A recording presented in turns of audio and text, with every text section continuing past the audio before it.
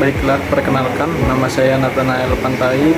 Di sini saya adalah mahasiswa ahli jenjang S1 Keperawatan. Baik, di sini saya akan menjelaskan dan memperagakan bagaimana cara dan strategi pelaksanaan dan tindakan keperawatan pada pasien halusinasi.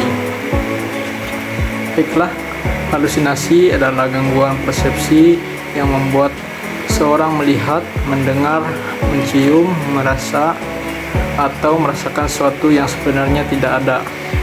Dan halusinasi dapat mempengaruhi kelima panca indera. Dan kemudian ada penjelasan mengenai halusinasi. Baik, halusinasi yang pertama yaitu halusinasi pendengaran, yaitu di mana seorang mendengar suara yang tidak ada seperti percakapan, suara musik, atau bising.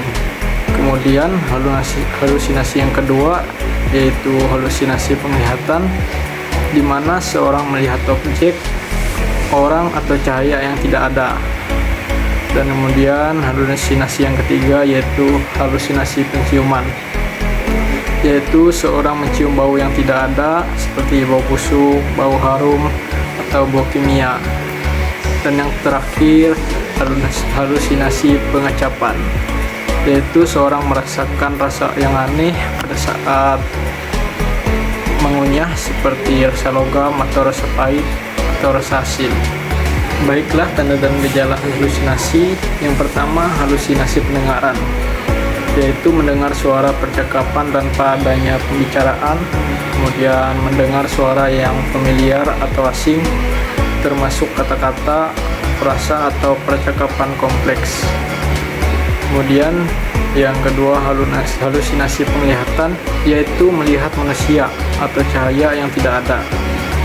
Kemudian halusinasi peraba, yaitu merasa tersentuh atau terasa seperti ada yang meraba pada tubuh.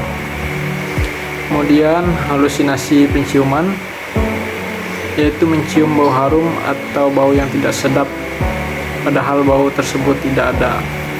Kemudian halusinasi pengecapan, yaitu merasa ada logam, rasa pahit, atau rasa aneh yang ada di mulut.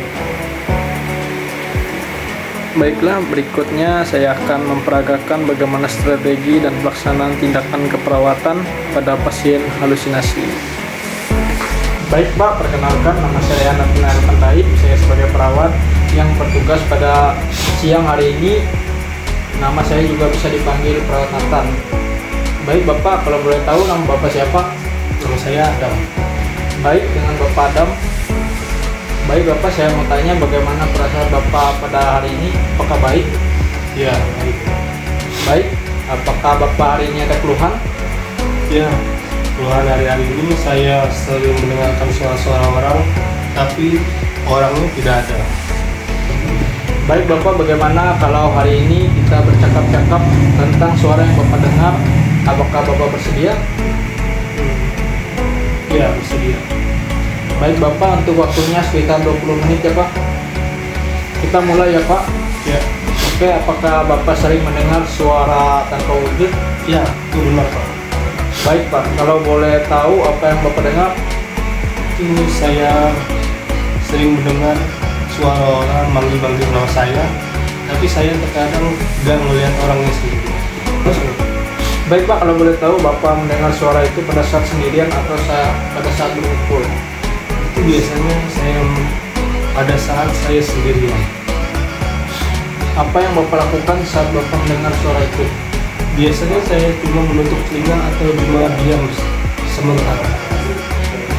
Baik Pak, di sini kita akan belajar bagaimana cara mencegah suara itu muncul. Oke Pak, untuk mencegah suara-suara itu ada 4 cara. Yang pertama dengan cara menghardik, dan yang kedua kita bisa bercakap dengan orang yang ada di sekitar kita. Yang ketiga kita bisa menjadwalkan kegiatan-kegiatan buat kita, dan yang keempat Bapak bisa minum obat yang teratur. Baik Pak, sekarang kita akan belajar cara yang pertama, yaitu menghardik. Caranya seperti ini ya Pak. Nanti pada saat ada suara-suara itu muncul lagi, Bapak bisa bilang, pergi, saya tidak mau dengar. Terus diulangin lagi, kamu itu suara palsu, dan terus diulang ya Pak. Coba contohkan Pak. Pergi, saya tidak mau mendengar suaramu. Kalau suaramu itu palsu. Baik Pak, bagaimana perasaan Bapak setelah latihan tadi? Ya, agak lumayan mendingan. Baik Pak, jika suara itu muncul lagi, Bapak bisa coba ulangi kata-kata itu lagi ya. Ya, Dan sekarang kita bisa buat jadwal latihannya. boleh. Baik Pak, kalau jam seperti sekarang bisa. Bisa. Kalau hari berikutnya kita belajar cara yang kedua dan seterusnya ya Pak.